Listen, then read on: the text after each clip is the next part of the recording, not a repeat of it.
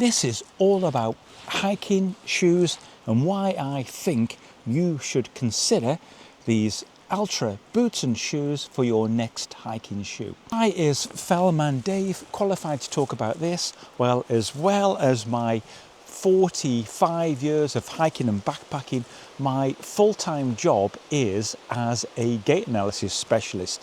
So in this review, I'm going to first talk about the properties of these shoes, comparison to different shoes, in the field performance, and I'm going to bring you to the lab here to talk about biomechanics properties of the shoes, and then I'll bring you back for a summary. Chapters in the description with timestamps so you can go to any point you like. This is completely unsponsored. I purchased these shoes myself and I'm going to be buying more. Now let me tell you how this journey began and what convinced me. Now for me it began with these rather natty Altra Lone Peak 6. I had a trip last year to Lake Garda and Verona and Venice, and these were the only shoe I wore.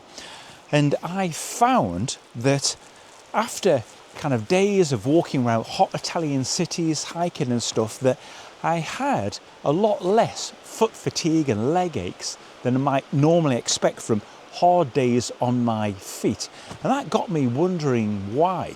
So after that trip to Italy, I got buying more shoes from Altra.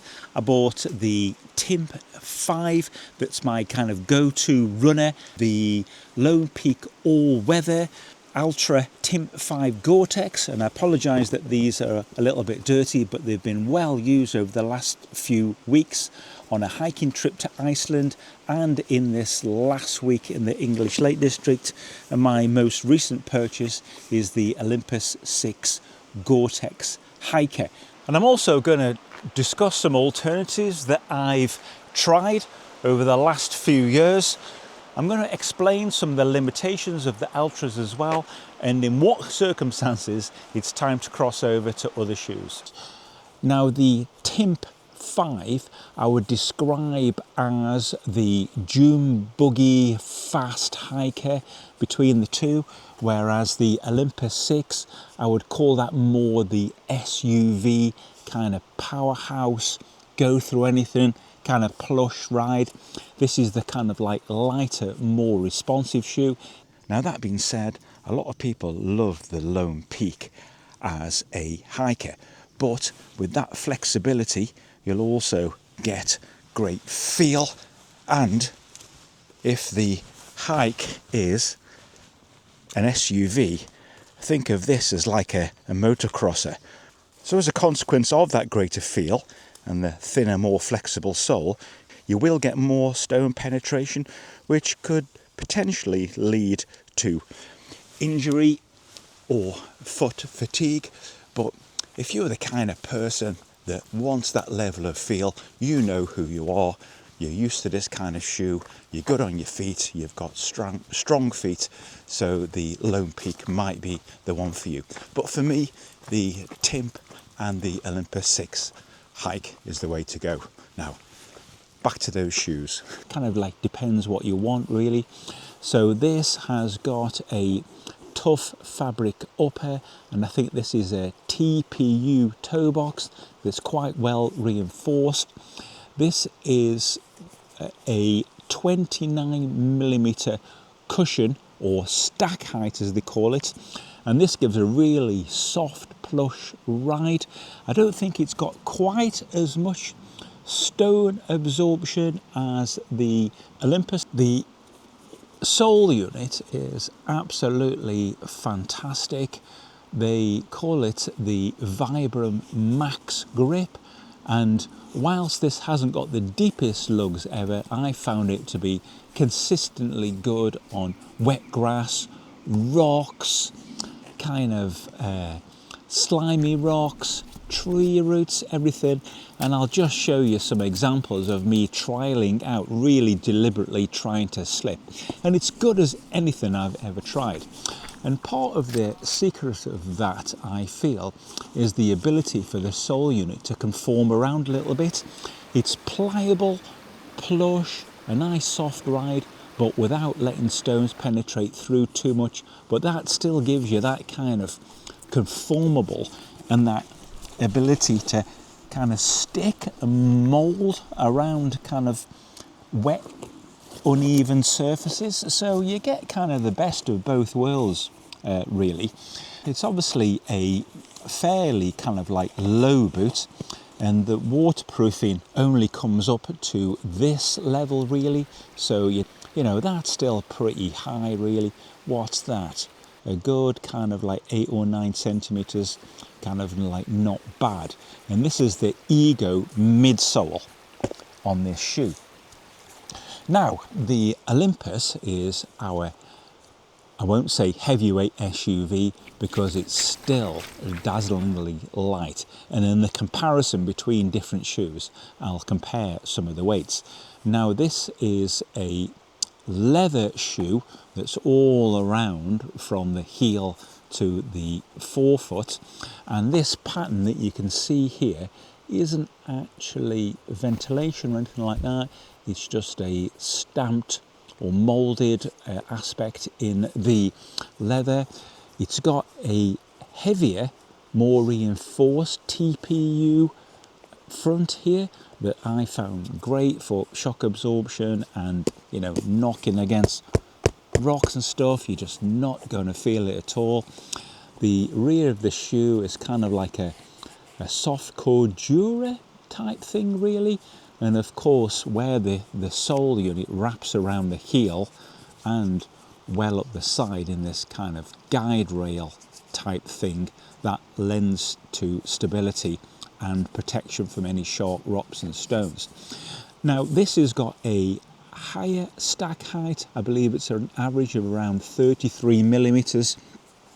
Now interestingly, this isn't quite a fully zero drop shoe. It's actually 1.5 millimeters, which is a tiny amount, almost negligible, but it's there. It doesn't bother me at all.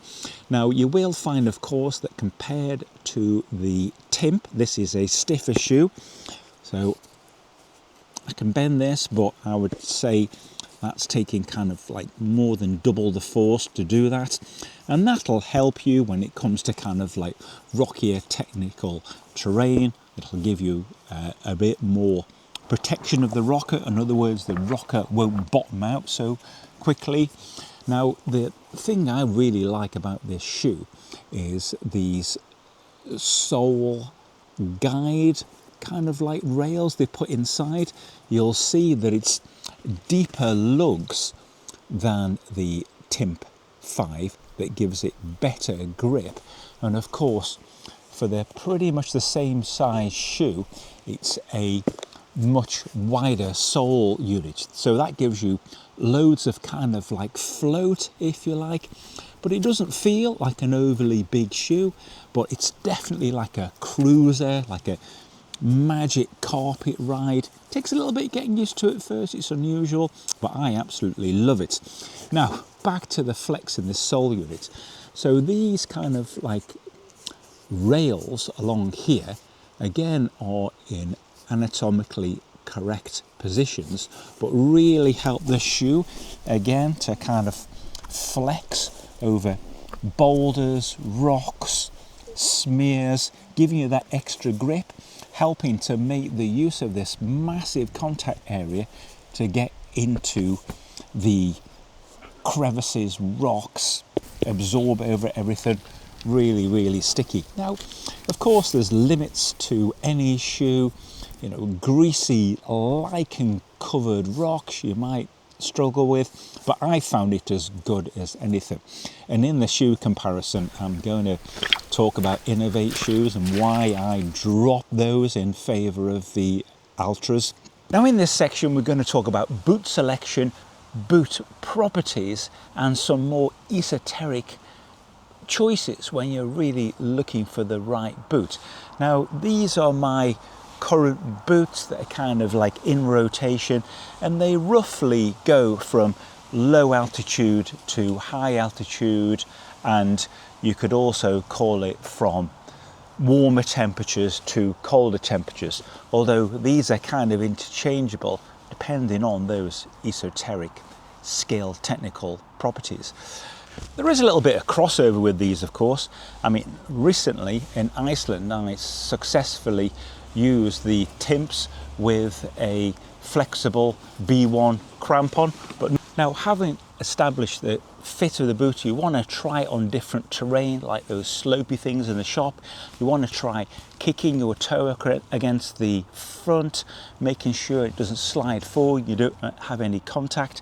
Take your time to lace it up as well. Do it properly, because factory lacing is often kind of like very loose. Now let's have a quick look at some of the boots and shoes that we have here. These go from the Lone Peak 6, the Altra Timp 5, the Altra Timp Gore-Tex.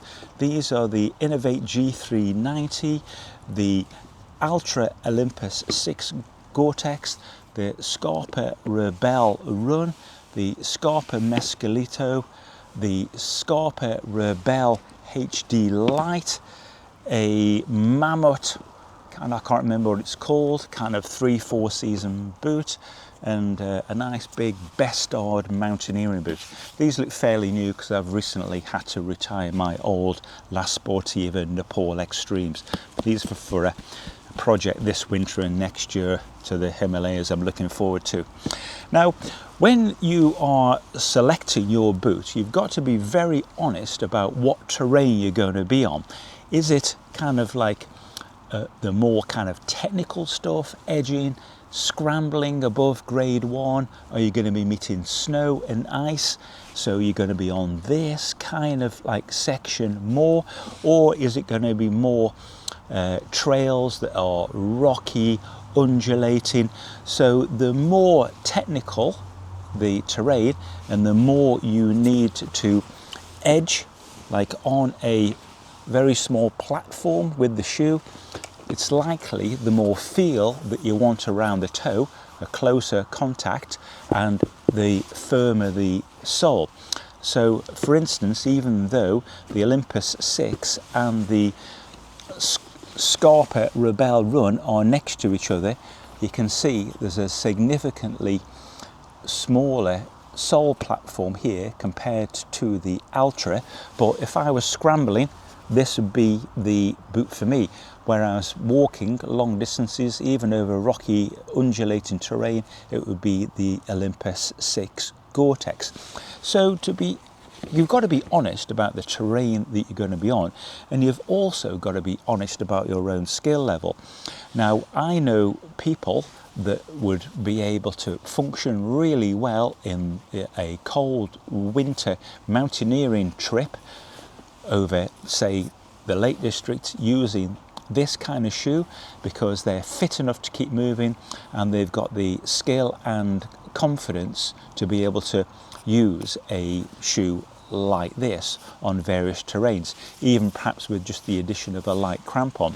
Whereas most mere mortals, probably for winter, icy conditions, would want a boot like the Rebel Light HD that would give them good contact, good kicking in the snow. And light as it is for a boot, it's still obviously significantly less agile than the ones at this side of the table. So you've got to be honest about your skill levels, fitness, ability over technical terrain when it comes to that. And that's why I've got a massive kind of like choice of boots here. Now, I'm not going to go into rocker properties, kind of like stiffness, toe leverage in this section. That's perhaps for another video. And let me know in the questions below or in the comments if you've got any specific questions about boot performance. Now, just one last word in this section, why I'm going more and more onto Altra shoes. And that's because I've tried quite a few Innovates over the years. I was even there right at the start, at the very first Innovate that came out. I had it as my fell shoe. I think it was about 23 years ago. Ripped my heels apart, but that's a different story. Now, Innovates have got a very specific fit. It's very kind of like asymmetric I think you can probably see that if you can compare it to the Timp. It really flares over. It's not as wide at the toe box, so you're not going to get that toe performance. But the thing that's really stopped me using these shoes more is this Graphene Innovate G-grip sole is bloody terrible in wet weather. So in these boots, I've been on my face before on wet slabs. In these, I've slipped badly. I mean, forget wet tarmac, I'm just talking about any wet rocks. So I still use these, but I use these for work sometimes and running, but I keep them for dry or muddy conditions. They're not even that good, in my opinion, on wet grass. So these, the Vibram Mega Grip sole, I've found really reliable. The Timps have got them, and now the Lone Peaks have gone on to the Vibram Mega Grip as well. Really very good. I mean, this on the hike is absolutely fantastic. And again, I'm not sponsored by any of these companies. Every single shoe here has been purchased myself without exception, so this is entirely my choice. Your decision and choice might differ, but for me, dry weather only these, and these are all my kind of year-round wet and dry weather choices. Talking of which, waterproofing of shoes can be variable. Again, so far I found the Altras to be reliable. I found these Scarpas to be reliable, but the Mescalito to be absolutely terrible in wet weather. I don't know if it's where it's coming in through this lacing, even though it's Gore-Tex, absolutely awful. All the rest of these shoes, this is an unknown particularly so far, have been kind of like reliable, and all these in the middle are okay. I hope you found this section helpful. Moving on. I just wanted to touch on durability. Now, all of the Altras I've used have been good. However, in the shoe-killing environment of Iceland, the Timp Gore-Tex over multi-days of hiking did really well, and that's considering what happened to a pair of Merrell Speed Moab Gore-Tex 2, I think they are. I put some images up there, but basically they were all cut across the bottom. They ended up with a hole in the fabric, and I used those a lot less than I used these Timps. Now you can see on the end here the scratches that they picked up, and there's just a little bit of separation of the rubber bumper there at the end through the friction. Now I liken Iceland to a bit like the Black Cooling, a really vicious environment for boots. But considering that kind of like crunchy, grinding shoe destroyer, they did pretty well really. Otherwise, in the kind of like couple of years of use of different shoes, I've not really had an issue. They've been pretty good. They are a light boot, you know, it's not like they're a 2mm full grain leather boot, and you've got to treat them with respect that way. They're not going to put up with as much abrasion, but considering the weight, pretty good. So I'm here at my gait lab, and I wanted to talk to you about a few properties of the shoes, but importantly how the biomechanics of the feet work with the shoe. Let's talk briefly about the rocker systems of the foot. So when the foot comes down, the first rocker is due to the shape of your heel. And with this Olympus 6 hike, the rocker at the rear there complements the shape of the heel quite nicely. The next rocker that occurs is as your ankle moves forward, and the next one is the bending of the big toe joint. So I found that Altra have got the shape and the rocker of this shoe pretty good. If I can just show you that. Rock and roll. Nicely to toe off. But let's talk importantly about the actual mechanisms of the muscles rather than just the movement of the bones and joints and the shape of the feet. Now, I've used this elastic here to represent the Achilles. Now, believe it or not, a big part of the muscles at the back of the leg, the gastrocnemius and the soleus, and via the elastic tension of the Achilles, is to lift the whole body up, ready to fall forward for that next stop. The Achilles doesn't really propel you forward, it just lifts the body. Now, what happens as the leg shank, the shin here, starts to move over the foot, the elastic energy gets stored up in the Achilles as potential energy, ready to release and spring the foot up. Now, this is one of the vital features that using a low drop shoe does.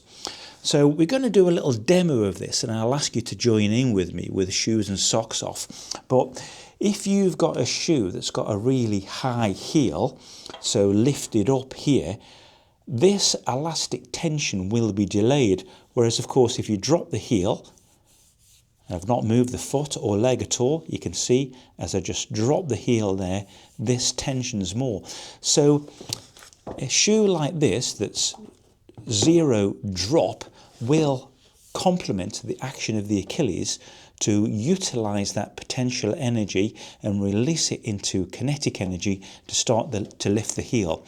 Now, the next thing that happens is the fascia and the muscles through the arch of the bottom of the foot also start to tension. You can see that getting tighter there through a mechanism called a windlass mechanism.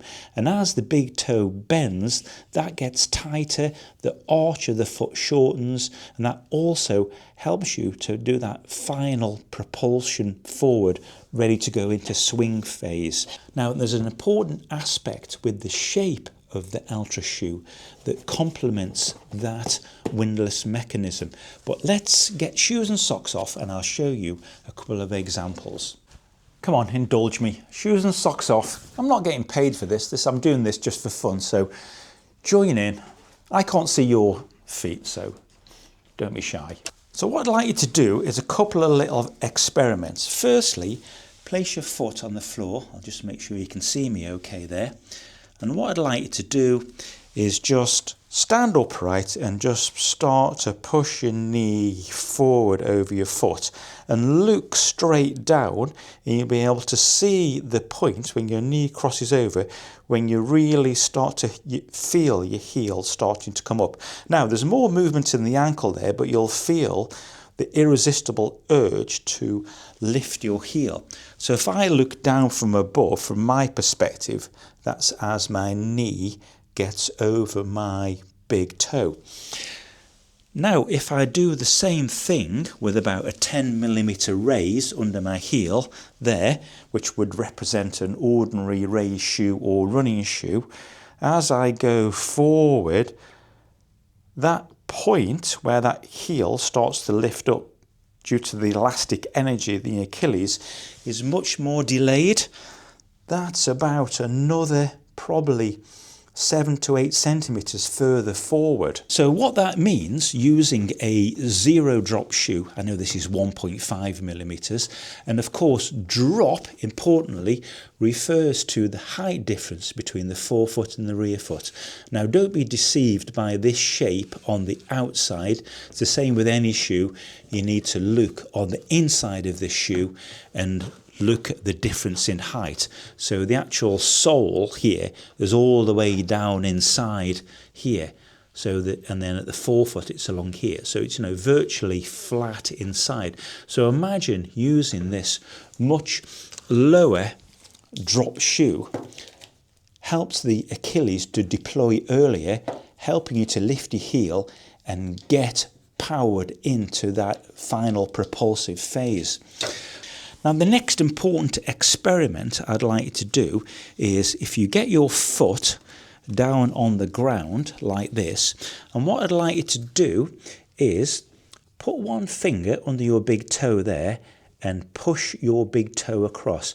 Imagine if it was being squeezed in a tight fitting shoe or a very narrow trail shoe. And then what I'd like you to do is push down as hard as you can onto your finger and feel how much power you can generate. Have a little go at that. Push down. The next thing is I'd like to kind of like straighten up your big toe so it's in line with this bone here, which is the first metatarsal. That's this as the first metatarsal. So if we're going from here and lining it up. So when that's lined up nice and straight, try the same experiment. Push down with your big toe and you'll feel you can, that hurts squashing my finger there. I can generate a lot more power there. And then again, if I release that, that power just goes. It really helps as well if you can do this on somebody else. Try lining up that big toe and then let it come across and see the power difference. Now, importantly, if I take the Altra insole out here, where that shoe allows my big toe to sit straighter, I can generate a lot more power from that big toe if it's not being pushed across. And of course, I'm naturally developing a little bit of a bunion. That's just me, but I want to give myself as much chance as possible to utilize that power. So now we can start to see that that big toe acting straight will all work together with this mechanism, absolutely helping your foot to lift and spring forward as efficiently as possible. From my observations and my 40-year experience in this career, I think these are making a contribution to improve foot and walking efficiency, really. So what about getting used to a shoe like the Altra? What I would suggest is this should be a gradual process. When you first put them on, you'll really feel that kind of springiness of the Achilles, and you might be aware of a difference in how your feet feel. You might even feel like you're kind of pronating more. You'll be aware sometimes of pressure through the big toe.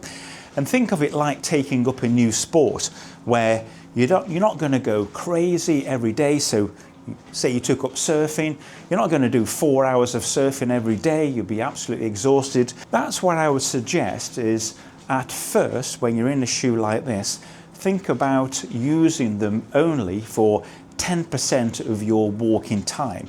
So let's say you're on your feet in footwear for 10 hours a day, just try it for an hour. And then add only about 10% per week. So over 10 weeks, you'll be in them 100% of the time. And of course, it's great to have variation. So you swap over from different shoes. That's really good for the body. Also, it's important to think about strengthening the muscles in preparation. So I'm going to put up on the screen now, and you can pause it if you like, some simple exercises that you could do. You should be guided by your own physician, podiatrist, physiotherapist, strength and conditioning coach when you're doing these exercises, but they'd be a really good starting place. But if you don't want to do those exercises, that's fine. But another good starting place would be to try a few minutes per day, building up slowly, walking barefoot in the house. Now, and what I found first wearing a shoe like this is that I found that my breathing was easier when I first put them on. I just felt kind of like my chest was released. An odd sensation, but try some on and see what you think. Now, they're not going to be for everybody. If you've got a very slim forefoot, they might not feel right. If you've got a very high arch or cavoid foot, they might not be right for you either. But if you're longing for that little bit of a broader forefoot and to allow your feet to kind of work, it's worth trying.